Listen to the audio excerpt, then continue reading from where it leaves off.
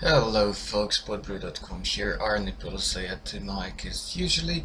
Today I would like to continue talking about standards as a long-awaited part for my This Week in Modern and Standard series.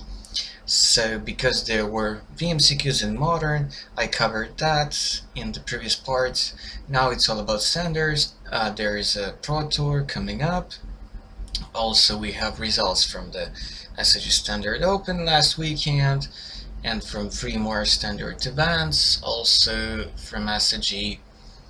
And I also would like to show you some picture compilations of the cards that I think should be traded or bought at this point, or should be paid attention to in terms of reserving them for your own card pool, for your own standard decks, for your teams, and also cards that you should actually have in your mind because they will shape up standard this season, this summer, leading to the next set to Kaladesh.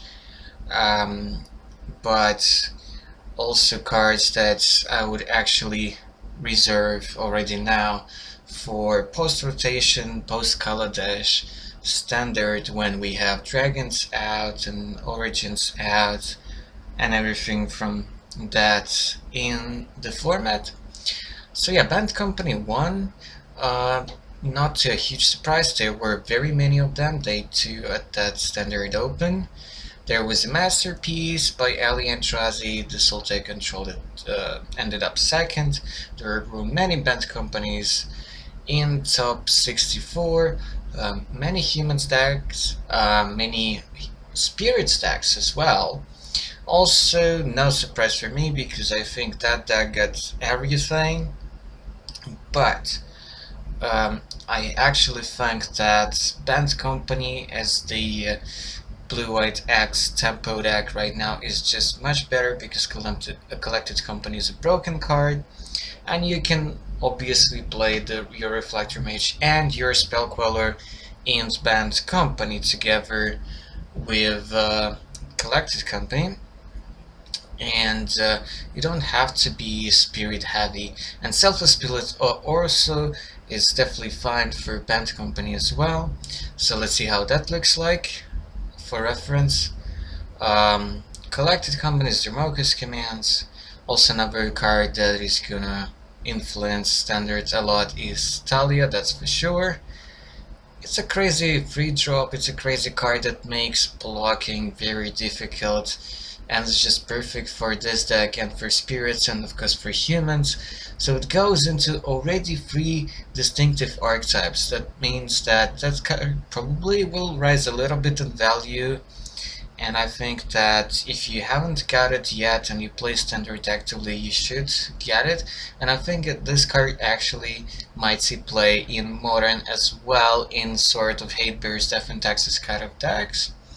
I'm not sure if it's strong enough for Legacy. I wouldn't discount it from that perspective, so maybe it's still good enough.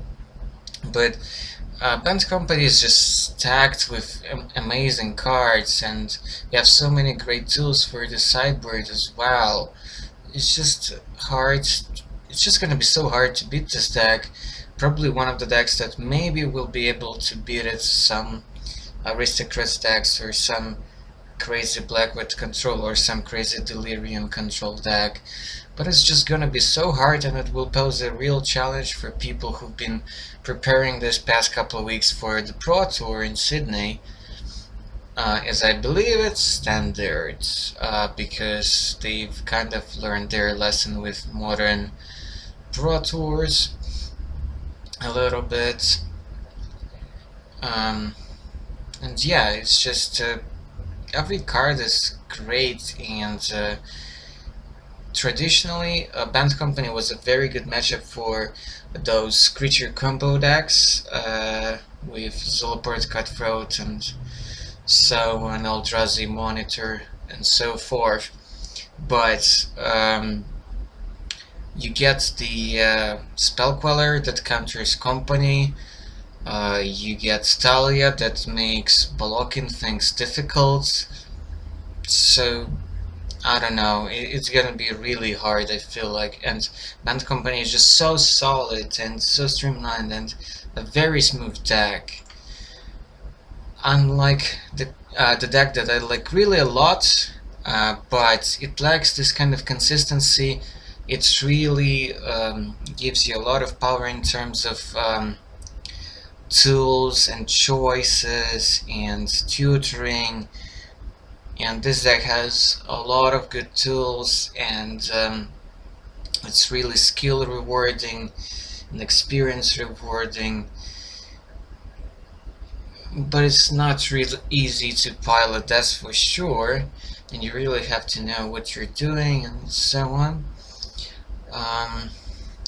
But this is something that might beat all those Band Company decks and humans and spirits, even though this deck didn't win the whole event, but it came second. That means he probably beat some of those green-white X decks or blue-white X decks along the way. So I suppose he was ready for them, and yeah, even though he didn't beat the final one, I think still this deck is pretty great. He even has Kalitas in the sideboard, so that's a big thing, because I think one of the ways people will try to counter Band decks is Aristocrat decks, and Kalitas is your main friend for that kind of matchup, because you have Vanquish. But I think something like Flame Tendrils could be nice here as well, just because I think for events as focused, as narrow in terms of archetypes and perspectives, sparing one or two sideboard slots for that card will be probably good if you feel like Aristocrats is gonna be one of the answers to the format once again. But yeah, I love this deck. You have so many cool things, and you have a lot of pro draw and cantripping and tutors, all kinds of removals, good finishers. So yeah, pretty much everything you would want in a mid-range control deck. Okay, let's see what we got in our top 16. So, among other things, we have some black-white and black-green decks, that's for sure.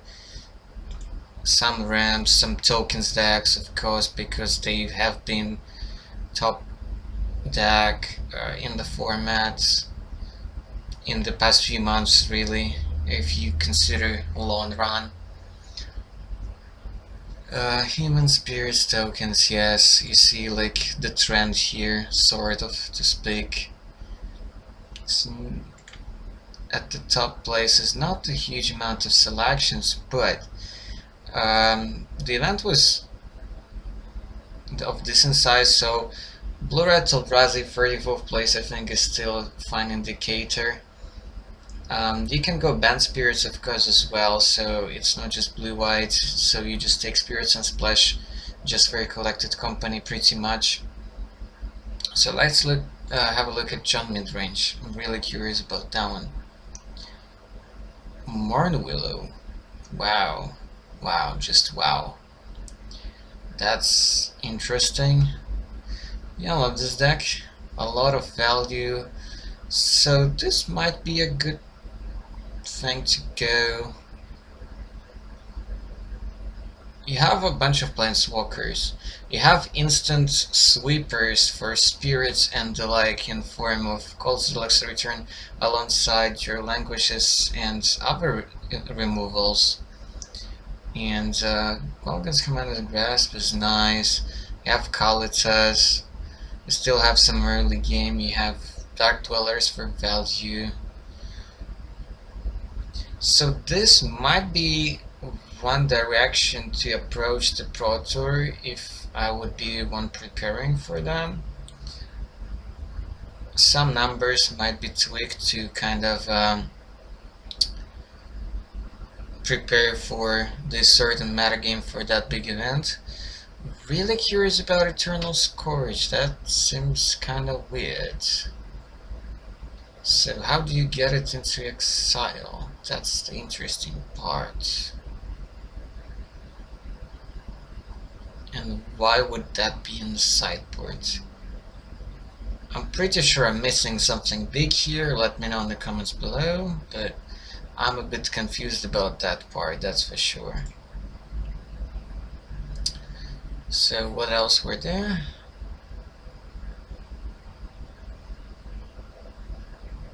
Yeah, more humans, more bands, more company decks, red green dragons. Oh my god.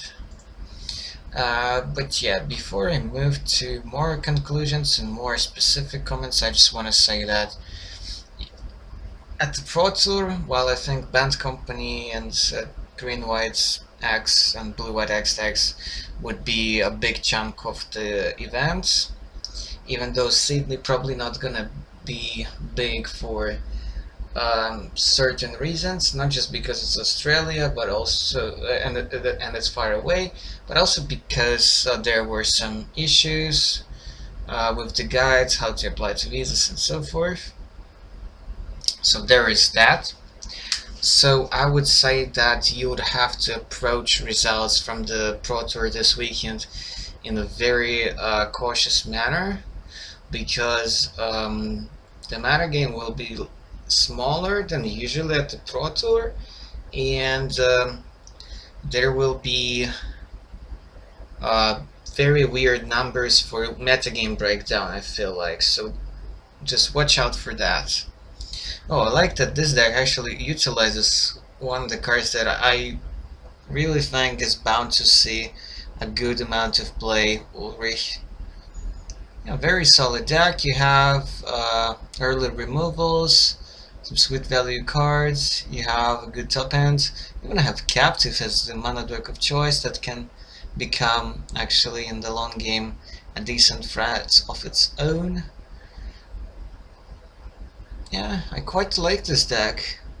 This could also be one of the answers, but I feel like this deck didn't get to top 16 or top 8, perhaps because beating something like double Reflector Mage from a collected company could be an issue for this deck. So yeah, that's probably the case. And you have a lot of sorcery speed removals, so that might be a problem, because you have volley from the sideboard and even clip wings and stuff. Clip wings is one sideboard card that's probably gonna rise up, as well as rending volley, so in terms of playability and relevance in the format, as well as probably draconic roar in decks like this, of course. Raptor, I don't know, probably not a great metagame for Raptor. You would have to really kind of go deep in that route to get appropriate amount of value. So there are like some green-black emerge decks, so that's just a derivative probably from seasons past kind of decks. Well, not quite actually. This is actually something pretty interesting, I would say. Let's just say that if I would be preparing for Pro Tour, I would probably just at least try this deck, because it seems rather interesting and promising. A lot of grindy capabilities on that build, that's for sure. There is even the Blue-Red Provis, which is a good thing to have for people who are a bit tired of the small amounts of top decks in the format. Homunculus, wow. That's just sick. Okay, I like the Revelry, it's I think a sick card. Requirement, yeah. So this is just a twist on the Blue-Red Flyers deck. a lot of cantripping, a lot of spells, obviously to flip the thing in the eyes and for chase. Now I'm not sure if you want Homunculi here, but I definitely do like Reveler here, that's for sure. Oh, Chandra gives some extra powers to this build. Definitely do like the sideboard, that's for sure. So yeah, look at this deck, it might be one hour ruggy build that would be fun to play, and also might be secretly a very good deck choice for local events and for big events as well. Alright, let's look at the three small SCG events. Again, banned humans, but then you would have 9 mid-range, which could be also another good answer to banned decks, that's for sure. At least to my experience, it felt like this way. So you share the same kind of tools with banned decks, but then what you do have is Dragon Lord Atarka that you can find from Nahiri, for example, and you have big trumps for those decks, and from Flint Ball as well. I actually think I would play something like an Emrakul here in the deck with Nahiri. I feel like it's gonna be soon time for Standard to also be the format where you would just have a lot of different decks with Nahiri plus the new Emrakul.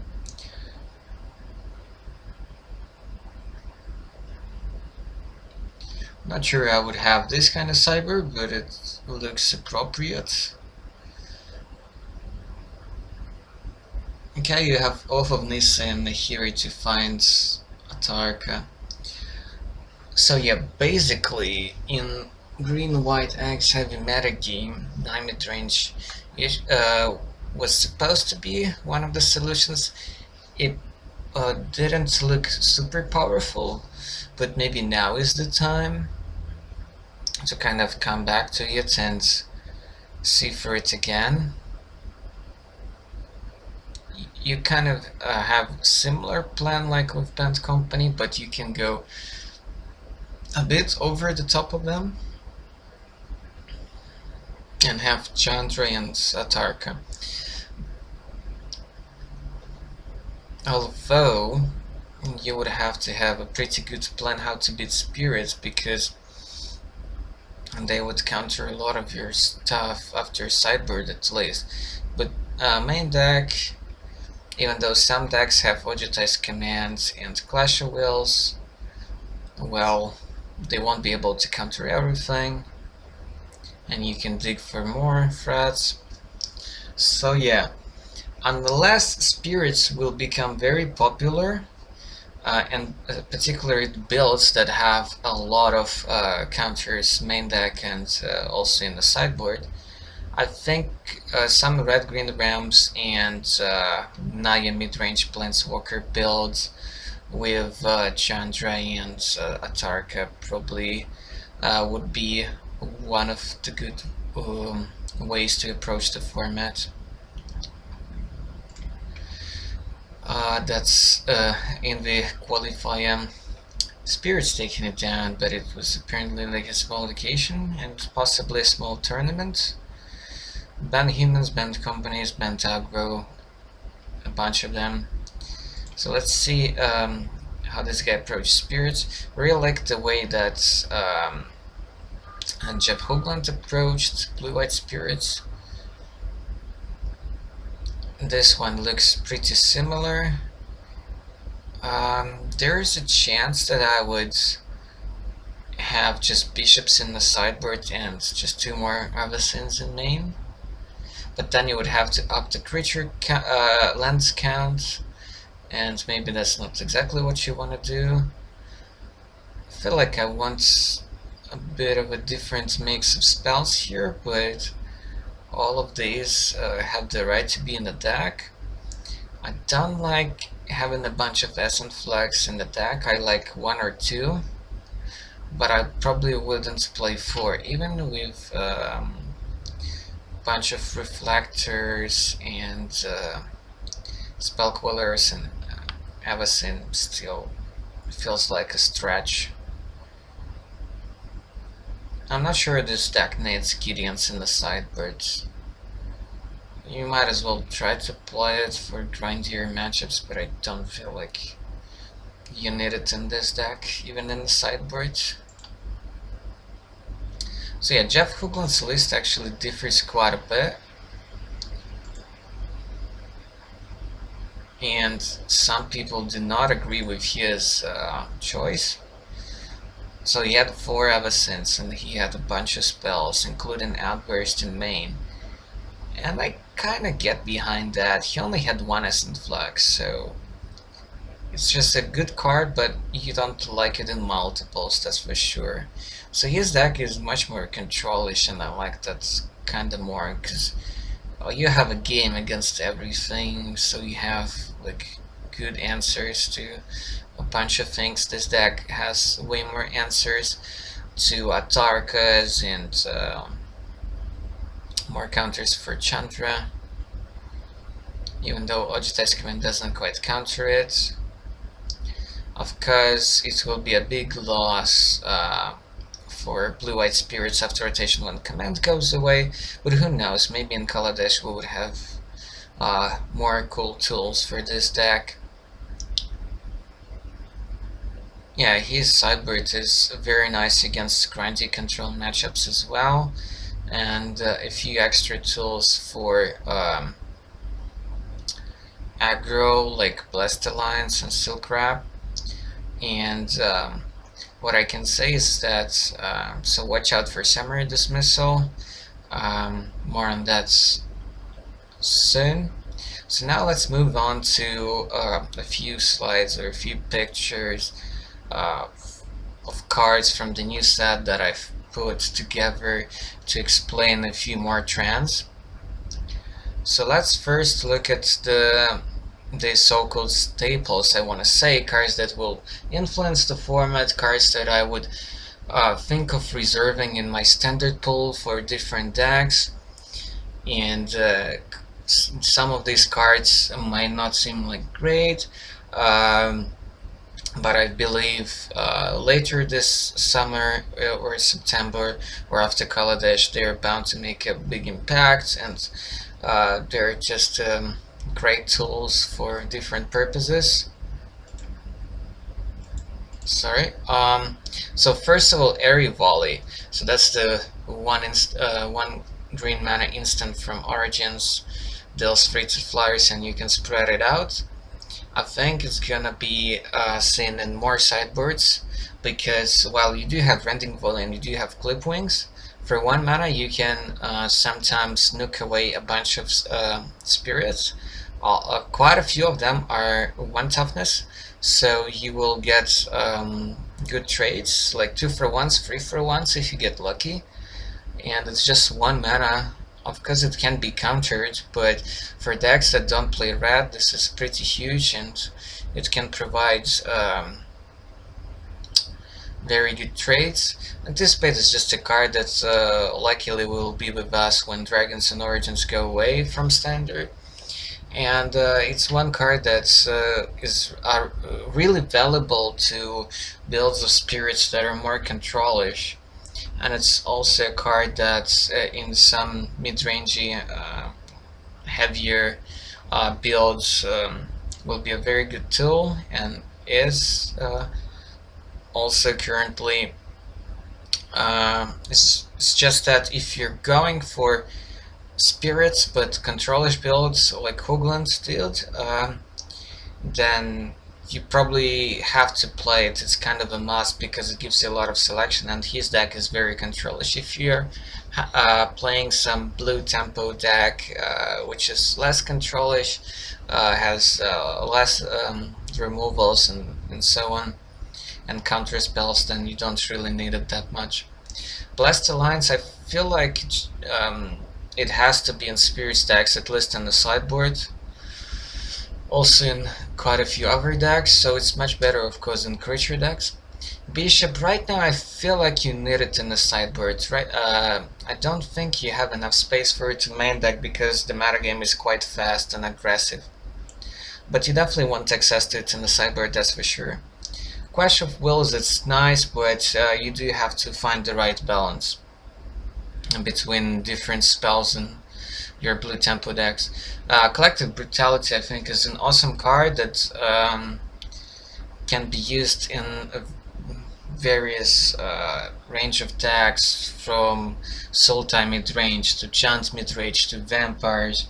It's just a card that I would trade if I were you, and just stock on it for your pull, because it's gonna be used in many decks, as well as Tali, and as well as Collective Effort, which I really love, and a bunch of other Escalate cards, that's for sure. It does so many things, and the problem I have about it for Spirits, just because it's sorcery and you want to sustain that flash fame, even though you would play Reflector Mages and so on, some spells that you're probably only ever casting at sorcery speed. But yeah, I would probably want it in my sideboard at least, that's for sure. It's your new Tremoka's command pretty much, and I would buy it now if I were you. So Essence Flags on the left, trade tool for Spirits and for some other decks, but of course much better in Spirits than on other decks. But yeah, don't overextend on it, like I said, just like 1 or 2 copies. I wouldn't go full bananas on it, despite the fact that there are a lot of good Spirits and a lot of comes into play abilities. But you could have you could get a lot of very awkward starting hands with that card, and a lot of awkward draws. Sanitarium is a great card for a lot of grindy Delirium decks and so on, with some graveyard shenanigans and reanimation themes and so on. A card that I would probably buy more on that list of cards soon in this video. Gisela is something I feel like people will use more. We've seen a successful top 8 black-white angel control deck from the SCG Open, and yeah, it's not something totally ridiculous. It has great stats for its cost, that's for sure, but yeah, people will not go nuts for it, but it will supply, and just it's a card that you will have to take into account. Grapple with the Past, great for black-green various rock decks and Delirium decks and so forth. Hallowed Moonlight is actually a card that's gonna make a big splash at the Pro Tour, I feel like, because you have these company decks, and it's an instance just for 2 mana that cantrips, and it just nukes away their company. So and it's decent in some other occasions as well, not just countering company. Yeah, it's a great card. It's like one of the reasons why I feel like some very well tuned black-white control might even take down the whole Pro Tour. Hamlet Captain is a sign of my hope and belief that green-white humans, if not right now, if not this summer or September, but later in autumn, is bound to make an impact, because I feel like green-white humans is bound to happen, and we already have banned humans, and I feel like all banned humans decks with Galactic Company just have to play this card, and we'll see more of that, and it's probably already there. Sorry for my scattered attention to all lists and so on, but yeah, if it's not there, it has to be there, pretty much, in my opinion, even though it's been a while since this card was played in Standard. The Spider, everybody sings odds and praise to this card, and it's just sick. The Spider is just sick, and we saw it in green-white tokens decks, which cannot really pay the second ability, so I mean pay the cost for that ability. it is just crazy, and some people think that it's just paying the price for making your deck less vulnerable to Spell Queller. So there's that. It's a sick card. If you don't have it, well, you probably will need to have it. I don't think it's gonna be a modern staple, but we'll never know. Talus Lancers is it's actually a pretty nice card. First, I wasn't super impressed by it because I didn't quite envision the scope of good legendary creatures in the format. I was more thinking about it for like commander decks and so on.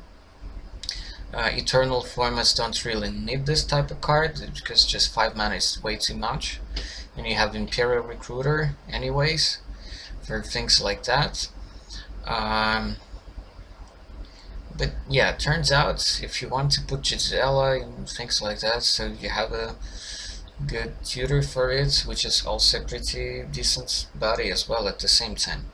Yeah, Liliana will mostly still play in mid-range decks like we saw in the top 8 list from the SCG Open. You can look up more, and so this is what I thought, but I actually think there might be a zombie deck now. More on that in a bit. I actually think that Nebelgeist, despite a lot of good spirits and blue-eye cards for that deck, is probably something that you have to play in the deck, 1 or 2 copies at the least, because it provides so much tempo, and metagame seems to be quite aggressive right now. So all of us probably know everything about Reflector Mage by now and how annoying it is. Scour Laboratory, well, all those cards is just something that I will stock on right now and just reserve for your standard pulls together with your teammates. Good card, and yeah, so for anybody who thinks that there are no good blue spells that draw you a bunch of cards, well, there is this, and Ali Antrazi only played 1 copy of it in his deck, but he had other ways to generate card advantage, and his deck actually was abusing Delirium mechanic pretty well, I think. Selfless Spirit is a card that's gonna be seen in Standard played a huge amount. There is Dauntless Escort in Modern. That card doesn't see much play, but if Dauntless Escort will be played in Standard, I mean legal in Standard, then it would probably see quite a bit of play right now. Selfless Spirit is actually going to see more play just because it's a cheaper card, it's a flyer, and it also has the it also supports all the synergies with spirits. So there is all that, and I also think that Strider's Dancer, while Dragons is still in the format, it deserves to be in the sideboard in Spirits decks, and maybe even in Band Company decks as well. It's just a cheap flyer when you want it to be. When you don't want a flyer, then, well, I mean, with its ability, it's a pretty powerful card. I wouldn't main deck it, I guess, because right now there are so many good options, but yeah, it's a great value card for sideboard. So I first thought that Summary Dismissal was just like for Eternal formats, but then everybody's been just saying that it's great for also Eldrazi, it counters Emerge and counters all those. When you cast this thing, this happens, so it counters the card and the effect. And because I see it in every blue deck in the sideboard, I feel like the metagame is kinda like prepared for ramp decks and for Eldrazi's. So what this means is that if there will be a playable ramp deck, some red-green or Naya deck, then you probably don't want to play Eldrazi's because everybody's just gonna be hating on you so much, at least right now. So maybe when the dust settles, you can come back to playing Eldrazi's and Emerge cards. Then Unsubstantiate is a great card that I think more Spirits decks should play. Okay, moving on to some cards that I think people should buy or stock with. Dark Salvation seems great, even though we don't see a bunch of crazy zombie decks in the future, but we might. Plus, they have the Script Breaker, amazing one drop. First, I was a bit skeptical, but then I saw Dark Salvation in action just during the Silhouette, but still, I was quite impressed. And when you think of how you can build around it in Constructed and Standard, it kinda looks pretty sick. I mean, you get a bunch of zombies and you kill a creature, so this sounds like a pretty good card, and it's a great mana sink in the late game for zombies against mid-range and to control when you just need to refill the board with frats. So yeah, if there's a good zombie deck, you must play, I would say, 2 to 3 of those main deck, that's for sure, together with 4 of the Script Breakers and probably around 3 copies of the new Liliana. Well, Reveler is just crazy, but I think it's mostly gonna do waves in Modern. That's what I feel like, maybe even in Legacy, but in Modern for sure. It's a great card. I feel like Blessed Alliance is great. So all of these cards in this picture and on the following one are actually at decent-ish price right now, and I feel like they should probably rise up in value, so you should buy them right now, I feel like. So Bloodhole Priest, of course, a great card, and it's probably one of the reasons to play Vampires. And then Bruna is pretty cheap right now, Brutality is pretty cheap, all of the Escalate cards are pretty cheap right now. I'm surprised that Coax is still cheap, but once we would see it in Mono Blue Tron in Modern, and when this deck actually does well, people are gonna wake up and look at it again. And well, one of the VMCQs in the country where I'm spending my summer vacations and working right now, one modern VMCQ in here was won by a Monoblutron, and that deck yet didn't have the access to this card, so let's see what that deck will do once they will able to utilize this card to have a wish of their own. Right, Deploy the Gatewatch, I think is a crazy card, and I said that Naya mid-range and some other Super Friends kind of builds just have to play this card, I feel like. Just one of, but still, it's just great. It's like Oath of Nissa on steroids for those archetypes. The sense, it's probably not gonna see much play until rotation, but I would trade or buy them now. Evolution gone down, it seems. There was initial hype, but now it's down a bit, and at the price where it is at right now, I would actually definitely buy it, because it's probably gonna mess up Modern quite a bit. Cards like Fortune's Favor, even though it's not quite Factory Faction, but for Standards I would probably trade them just to have them available. Of course, this new Volcanic Hammer with Incinerate trigger is definitely worth just having a bunch in your pool. Spotter is probably something you can make a few bucks later on if you buy them now at the current price. The Dragon is pretty cheap right now, and at least after rotation it's probably gonna go up. Right now I'm not so sure, but this kind of card is probably gonna do waves later on, and I would just say that don't miss this opportunity. It's probably not gonna go much lower than it is right now, and it's mythic.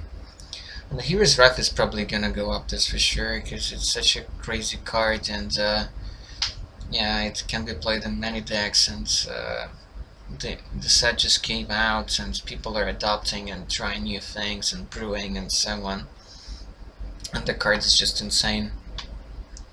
Okay, and the second part, so Nimbus of Frost is a strong card because of collected components, cards like Ojutai's Commands competing for this for mana cost for spirits or blue tempo decks. Right now it's not gonna see much play, but after rotation it's probably gonna be one of the good options. Promethean Mass, I don't know, I feel like it will be simple in some green-black rock decks, some mid-range decks where you would want a chip blocker, chip creature that is kind of a removal as well. Alliance is probably something that is perfectly main deckable in red aggro decks, although we haven't seen much of those, but things could change. And if there will be some good red beatdown decks, then this is something that they will definitely play in main deck. Celtic Spirit, I talked about it a lot. Splendid Reclamation is bound to make waves in Eternal formats, that's for sure, where you can dredge and discard a bunch of lands and have merit Dark Depths plus Thespian Stage, so all those combos and value lands and so on. Right now I feel like that this card is underpriced. This new Vampire Lord is probably also underpriced. It's just because the archetype hasn't been proven yet, but there are so many good creatures for all their varieties of this dimension, of this direction for vamps. Like you can go now mono red, you can go mono black, you can go black red. Just there are so many good cards that you could play. I feel like there is gonna be good successful builds coming up in the future this season. So Dismissal is underpriced, and apart from being a playable card in Modern, I would say, it's actually a very good sideboard card in Standard right now. I told you before. Ulrich, I think, is underpriced. Observer is a card that I feel like is bound also to do some waves, because I just so love this effect, because you have Bellower and other good 6 mana value drop creatures available that do also pretty cool things. But yeah, and then you would probably lose after rotation, and Tukahaska is a good sacrifice outlet. Let's just say that if in the new sets there will be some good sacrifice outlet in good colors, in black, green, or something like that, or I don't know, maybe in the red, let's say, but probably in black, then this card might do waves. So, but right now it's a good card without a deck, let's put it this way. So I just don't see that there are enough tools for a card like this, but it's definitely good. So Whispers of Emrakul, this new Hymn to Torek kind of card. Well, and Eldaran, it's just those cards that are bound to see like play in Standard, I feel like. And Whispers goes to many decks, and right now, probably because there is Call Against Command, you don't quite need it. In Modern, well, outside of 8-red deck, also you don't quite need it because there is Inquisition, Thoughtseize plus Call Against Command. But in Standard, once this black-red command goes away, then you might turn back to this card, plus it's anyways a good card to side in Control Mirrors when you have like Sultan midrange on Sultan midrange. So it's just a 2 mana 2/1 basically a lot of the time. So just giving you card advantage basically. Plus in decks that use red with Goblin Dark Dwellers is gonna be good once the black-red command is gone. So yeah, there you have it. Thanks guys for watching this through. Until the next sale, goodbye, and check out the links in the description. Have fun with the new format. Bye.